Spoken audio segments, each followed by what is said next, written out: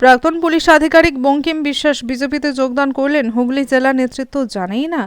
জেলা নেতৃত্বের অজান্তে প্রাক্তন পুলিশ আধিকারিক বঙ্কিম বিশ্বাস বিজেপিতে যোগ দেওয়া প্রসঙ্গে বিজেপির হুগলি সাংগঠনিক জেলা সভাপতি গৌতম চট্টোপাধ্যায় দলীয় কর্মীদের গুরুত্ব দিয়ে বলেন, দলের কর্মীরাই সব, কোনো কর্মী জানেন না, জেলা নেতৃত্ব জানেন না তিনি দলে যোগ দিয়েছিলেন। এতে কর্মীদের মনোবল ভেঙে যায়। বিজেপির সভাপতি আরও বলেন, উনি যোগদান করেছেন সোশ্যাল মিডিয়ায় দেখলাম। দুঃখের বিষয়, এ ব্যাপারে আমাদের কোনো কিছু জানানো হয়নি এবং জেলায় কোনো বার্তা নেই, তাই বিষয়টি রাজ্য নেতৃত্বকে জানাবো। তিনি আক্ষেপের সঙ্গে বলেন, বঙ্কিমবাবু দলে যোগদান করলেন আর জেলার সাধারণ সম্পাদক সন্দীপ চট্টোপাধ্যায় তিনিই জানেন না। পুরো ঘটনা টেনে এনে বলেন, সাধারণ সম্পাদক যে অভিযোগ এনেছে তা যুক্তিপূর্ণ, কারণ বঙ্কিমবাবু যখন ধনিয়াখালী থানার পুলিশ আধিকারিক ছিলেন তখন আমাদের কর্মীরা প্রচুর অত্যাচারিত হয়েছে এবং ওনার কারণেই সন্দীপ এখনও কাজ থেকে সাসপেন্ড হয়ে আছে। তখন ওখানকার বিধায়কের সাথে ভালো সম্পর্ক ছিল, তাই ক্ষমতার অপব্যবহার করেছেন। তা সত্ত্বেও কেন, কিভাবে দলে যোগদান করলেন আমরা তা জানি না। বিষয়টা জানতে চাইব শীর্ষ নেতৃত্বের কাছে। তিনি আরও বলেন, গত বিধানসভা নির্বাচনের আগে এই ধরনের কাজের জন্য আমাদের ফলাফল খুব খারাপ হয়েছে, আমাদের অনেক ভুগতে হয়েছে, তাই বিষয়টা জেলা নেতৃত্বকে অবশ্যই জানাবো। প্রথম কথা হচ্ছে যে বঙ্কিম বিশ্বাস যিনি জয়েন করেছেন, আমাদের জেলায় কোনো ইনফরমেশন ছিল না এবং অ্যাজ এ ডিস্ট্রিক্ট প্রেসিডেন্ট হিসেবে আমাকে কিছু জানানো হয়নি। আমি কাল হঠাৎ মিডিয়ার মাধ্যমে দেখলাম যে এরকম জয়েন করেছেন এবং আমাদের ধনেখালিতে আমাদের যিনি জেলা সাধারণ সম্পাদক আছেন সন্দীপ মুখার্জি, তিনিও বিভিন্ন অভিযোগ করেছেন এবং সেখানে আমাদের কর্মীদের উপর যথেচ্ছ অত্যাচার থেকে শুরু করে তৃণমূলের সাথে হাত মিলিয়ে ওখানে অনেক অত্যাচার করেছেন এবং সন্দীপ মুখার্জি এখনো পর্যন্ত সাসপেন্ড হয়ে আছেন। তাকেও থানায় নিয়ে গিয়ে 3 দিন ধরে তার উপর অত্যাচার করা হয়েছিল।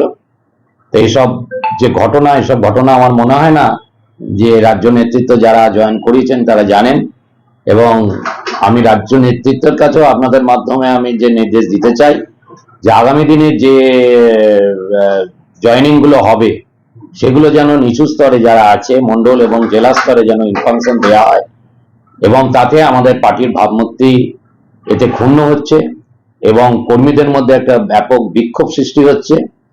তো এতে আমাদের আগামী যে 26-এর নির্বাচন, আমি মনে করি যে এইরকম যদি নেতৃত্বকে জয়েন করানো হয় আমার মনে হয় পার্টির ক্ষতি হবে। যেটা দেখা গেল যে বিরোধী দলনেতা শুভেন্দু অধিকারী, রাহুল সিনহা এবং লকেট চট্টোপাধ্যায় যারা রাজ্য নেতৃত্ব তারা ছিলেন, তারাই পতাকা তুলে উত্তরীয় পরিয়ে দিলেন। সেক্ষেত্রে রাজ্য নেতৃত্ব যখন জয়েন করাচ্ছে নিশ্চয়ই তারা তো জেনে বুঝেই করাচ্ছে কাকে দলে নেওয়া হবে বা নেওয়া হবে না। সেটা দেখুন, রাজ্য নেতৃত্ব গত 21-এর নির্বাচনেও অনেককেই জয়েন করিয়েছিলেন, কিন্তু সেখানে আমরা ফল দেখেছি, আমাদের ফল কিন্তু ভালো হয়নি। সেই জন্য আমরা এবারেও আশা করব যে এরকম জয়েন করানোর আগে অন্তত জেলা বা মন্ডলকে জানানো উচিত বা তাদের থেকে ইনফরমেশন নেওয়া উচিত। কোথাও রাজ্য নেতৃত্বের সাথে জেলা নেতৃত্বের মধ্যে একটা ফারাক তৈরি হয়েছে। ফারাক কিছু নয়, কিন্তু আমরা জানি না এটুকু বলতে পারি। সমন্বয়ের অভাব। সমন্বয়ের না, এটা জানানো উচিত ছিল। যাকে হয়তো দায়িত্ব দেওয়া ছিল তিনি হয়তো জানাননি, এরকম ঘটনা হয়তো কিছু একটা ঘটেছে। আজকে এটা নিয়ে আমরা রাজ্যে জানাবো এবং রাজ্য থেকে আমরা জানবো যে কেন এইভাবে ঘটনা ঘটলো।